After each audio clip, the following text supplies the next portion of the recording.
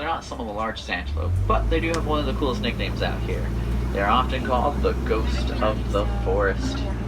Now, they got that nickname because of those horns on their head. The horns face backwards and not forward, and since the horns face back, they never get stuck in bushes or branches, which run around at very fast speeds and then they'll just disappear.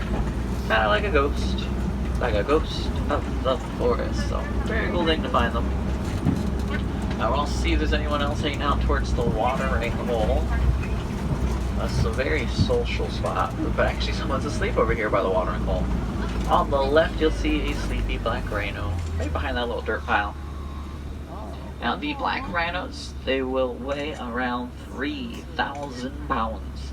Even though they weigh that much, they can still charge at 35 miles per hour. That is an incredible speed for such a heavy animal. Let's keep on looking around for some other animals. And there's also a second black rhino lives somewhere out here. They are often solitary animals, so that means they prefer to be alone. So I'm sure this other one could be hiding somewhere.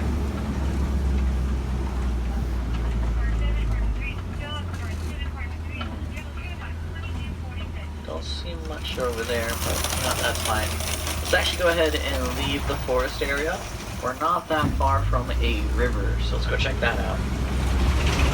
Now, the Safi River is home for a lot of unique animals. Some of them live underwater, on the shore. There's even these little islands they like to hang out on as well. So we got a couple of areas to look at. Looks like, ooh, on the right side of the river, I see one of the hippos. The only thing is, he's on the land right now, which is actually a pretty rare sight to see, as hippos spend most of their day in the water. Here he is. Now, there's only two different reasons you would find a hippo on land. The first one would be if they're looking for any food, while the second is if they're asleep, like this big guy here. So, while the big guy get his rest, we'll keep an eye out for some more hippos that might be in the water. Hippos, they can hold their breath for about 8 minutes long, so if they're down there, they're going to be down there for a while. So that means they can pop up at any moment, anywhere out here.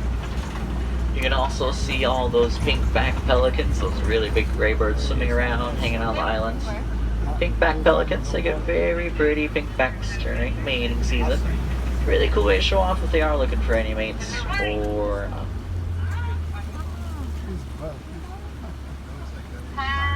See if maybe there's any more hippos down here. Hello, you.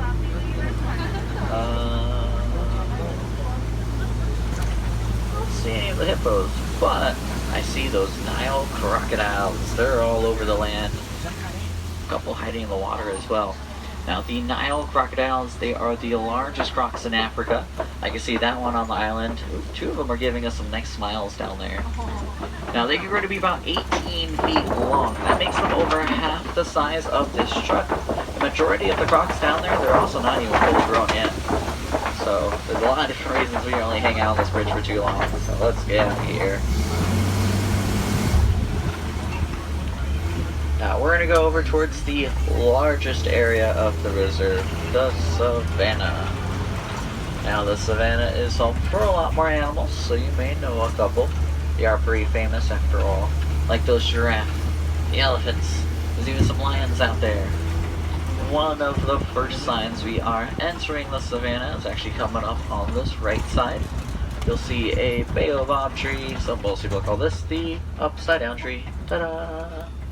Kind of looks like it's upside down because it has all these roots that grow out of the ground instead of in the ground. Even though those look like roots, those are actually just branches. The branches, they will remain leafless for around 9 months. So that's how they get their signature upside down look, with it never really being upside down. But from up here, you can see there are some giraffe out there. Let's try and get a little bit closer to them. There's also some of the Ankoli cattle in the distance. We'll try and catch up to those animals as well.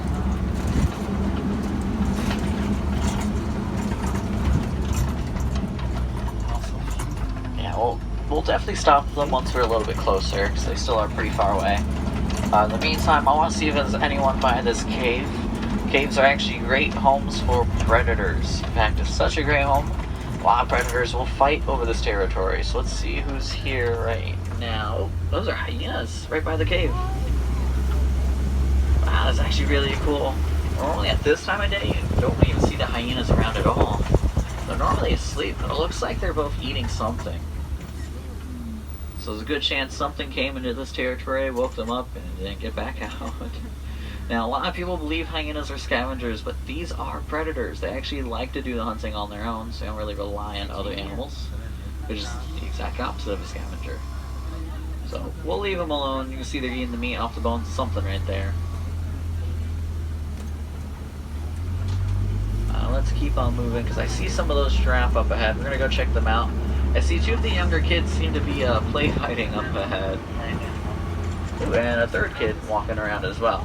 Now, there's 3 different kid giraffe on the reserve. We're going to let the third one cross the road. Looks like he wants to. So he's going to go join the other 2 kids on the left side. There he goes. And you can see the 2 kid giraffe over there. They've been play fighting this whole time. Looks like this third one might join them. They're all kind of playing around the termite mound, which is this giant orange cone.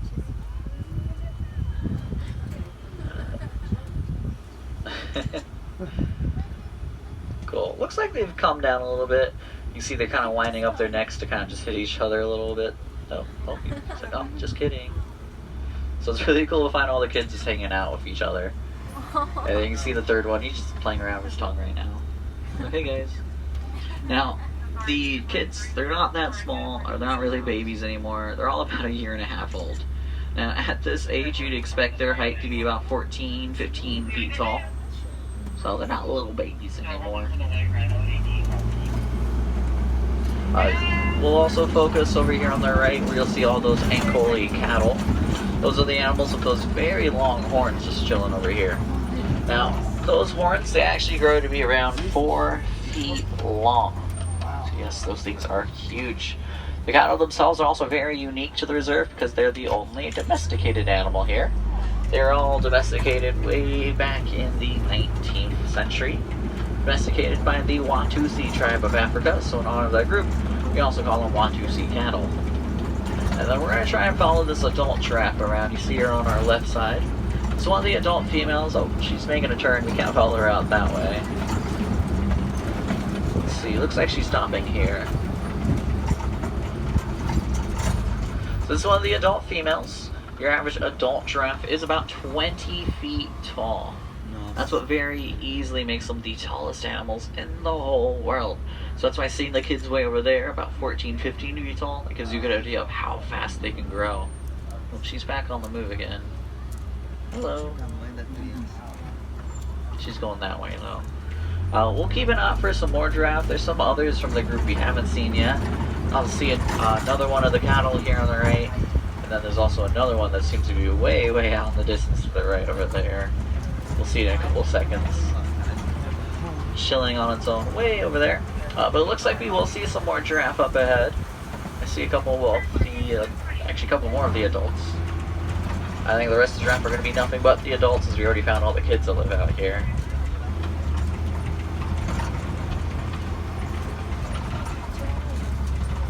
So this is one adult female and one adult male. The male, he's the one that little bit of a lighter colored fur. He's the one that's walking around. And if you look closely, he's walking towards some animals over there. There's a couple more in the shade by the trees as well. They're called Patterson eland. The eland babies are the ones towards the wall in the shade, while their moms are watching them across the street there in the shade of the trees. Now, Patterson eland are actually the largest antelope you can find in Africa. The moms, they're laying down over there, but they stand at about 4 feet tall and weigh 1,200 pounds. Up ahead, there is a lot of wildebeest. There's even one who's just a little bit in the road, so we're going by slowly here.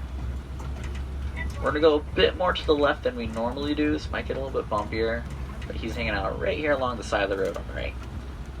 It's not just this one. As you can see, there's a bunch more on the grass. Now these are white bearded wildebeest. Hello. They only migrate about once a year, which is a great thing because they migrate in a group of 1.5 million. Lucky for us, there's not that many out here, but this is a huge herd. If I had to guess how many, there's at least 20. Let's go over here. see one of the elephants on our right side. He's just standing around. Now this is pretty much a little jungle, so we left the savannah for a little bit to come check this area out. So it looks like one of the elephants left the savannah to check out the jungle. She's kind of grabbing a little bit of dirt and sand with that motion there, kind of throwing it along her sides. Now, the elephants, they don't have sunscreen like you and I, so dirt and sand all over their bodies is kind of how they protect themselves from the sun. It's kind of like their own sunscreen. Also, I'm looking around for anything else. There's another elephant over there, kind of kicking the dirt as well. Let's go around the corner. We might get a better view of it this way. Now, one of the roads are closed. The road's been closed for a while now. Yeah, there it is. So this one seems to be smaller, a little bit younger than that first one. Looks like it also seems to be eating food while it's kind of kicking their dirt around. I'm playing with its food now. There it goes. So it's really cool we found a couple of the elephants. Normally their herds are much larger in numbers.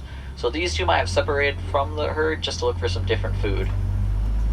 So let's keep an eye out for the rest of their herd. I'm sure they're not that far away. So we're going to go around the corner. This actually just takes us back to the savannah. Hopefully over there we will find some more things. You just have to cross over this really old bridge first. Now don't worry about it too much. It's actually pretty safe. I know it doesn't look sound that good, but it's fine.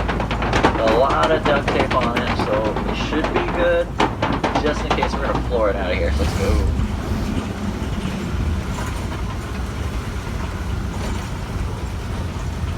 Now this will take us to a red clay pit. Now all over these walls is a bunch of clay. There's actually some really cool markings on the right. Those are elephant tusk marks. I can see their giant footprints here on the dirt. They lead out to that area on the left, so hopefully we find them over there. Now the elephants, they love to eat clay. It's a great source for minerals and vitamins. It's kind of like a healthy snack. Let's go around the corner, maybe it's over there, so that's kind of how they help stay healthy, kind of like how we would have our own little gummy vitamins for us to stay healthy.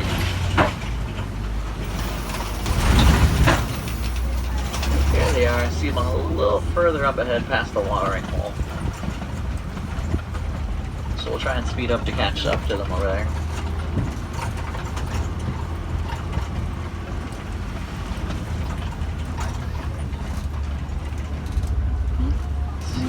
Of the elephants. I wonder if the rest of the herd could be somewhere back there.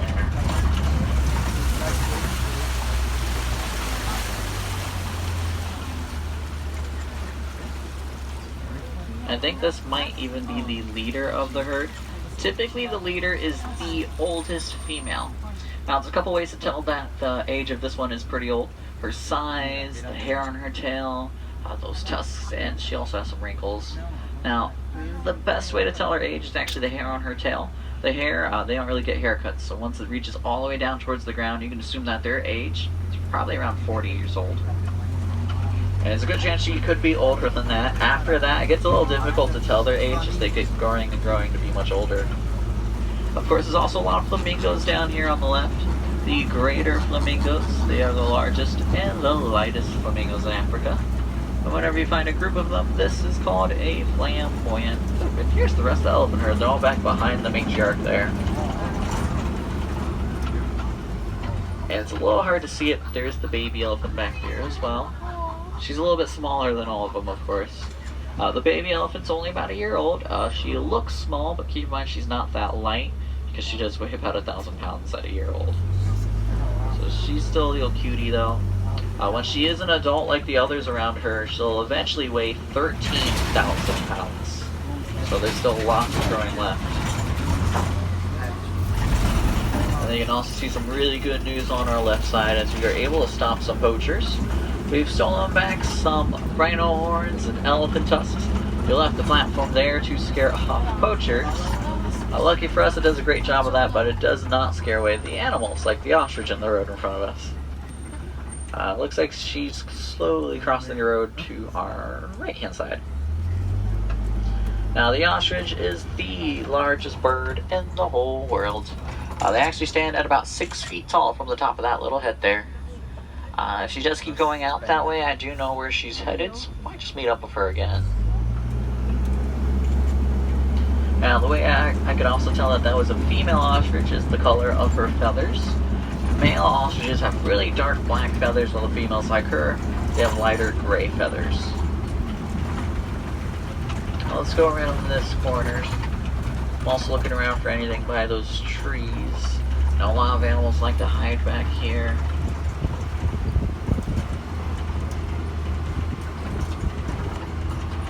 It's a little hard to tell. I believe I see a cheetah laying down here on the left. Kind of directly to the left, right out in the open, kind of underneath some of the sunlight. Now, the cheetah is the fastest animal on land, it's kind of right in the middle of this little area here. They could run 60 miles per hour and reach that speed in only 3 seconds, which is faster than most cars could even do that. It's actually not just that one. To the left of the one in the middle, I see one laying down underneath the shade. Looks like that one's awake. I see it moving its head a little bit. Now, they're still pretty inactive right now. They probably were hunting earlier. Running those fast speeds, that can take a lot of energy out of them. So they do take naps a lot throughout the day just to get that energy back up. And we're also going to keep an eye out for some more big cats. I see a lioness over here. A female lion. She's all the way up on these rocks to our left. See, she's just hanging out over there. Some of her face is being blocked by some of that grass, but you can tell she's just chilling over there. Now, I'm actually very surprised she's even awake right now, as lions will spend 20 hours of a day inactive. A lot more than the cheetah is. Now, 20 hours, that doesn't mean they're sleeping for 20, but they don't do a lot for majority of the whole day. Now, the 4 hours of the day they are most awake and active is at night. During nighttime, that's when lions like to go out to hunt. Until then, that's pretty much what a lion does all day. If it's not sleeping, it's just enjoying the view or grooming itself. Looks like we'll see a zebra. We'll see it again around the right side. I think I see the male lion over here on the left side very quickly before we leave. Looks like he is asleep though.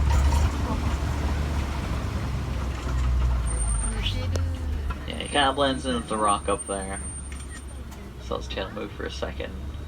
So we'll let the big kitty get his rest.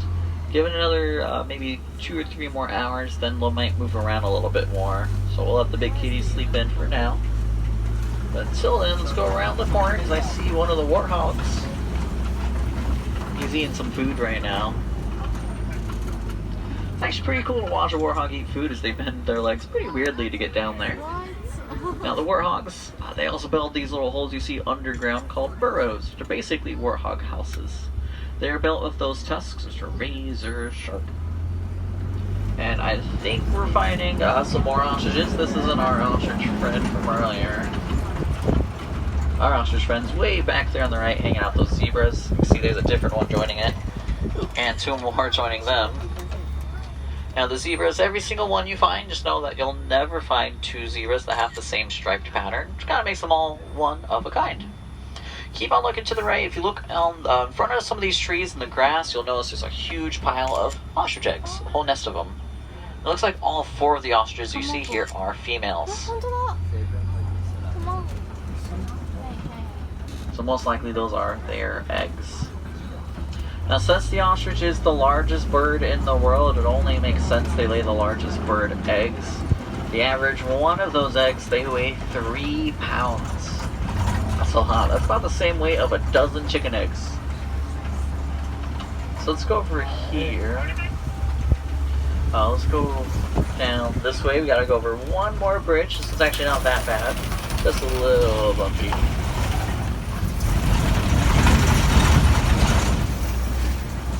And then we'll see what else we can find back here. Ooh. I see 2 more birds, and I see one of my favorite animals on the right. These 2 little birdies laying down, or kind of sitting down there on the right, are yellow-billed storks. They got their names because they have yellow bills, and they're storks. Pretty cool. And then the scimitar horned oryx. He's walking around here on the right. Now, he got his name because those horns look like scimitar swords. That's actually a really cool way to get your name. Very beautiful animal as well. He's licking his nose. He can be found out in the Sahara Desert. Now, the desert's a very harsh area, but he has no problem with it at all. In fact, the orcs' body temperature will go up to 116 degrees. Even at that temperature, they do not break a single sweat, so they're very cool. But through those gates, they mark the end of the reserve, so I want to thank all of you for choosing Kilimanjaro Safaris, because when it comes to safaris, we go wild. Now I'll be taking all of you back on over to the Harambe village. While you're there, you can do a lot of really cool things to help out the animals we saw today. Now you can help them all out by donating to the Disney Conservation Fund. You can make donations at any of the stores here, so if you only donate a couple of cents or $1, that's fine. 100% of all donations, they always end up with those animals all along the world.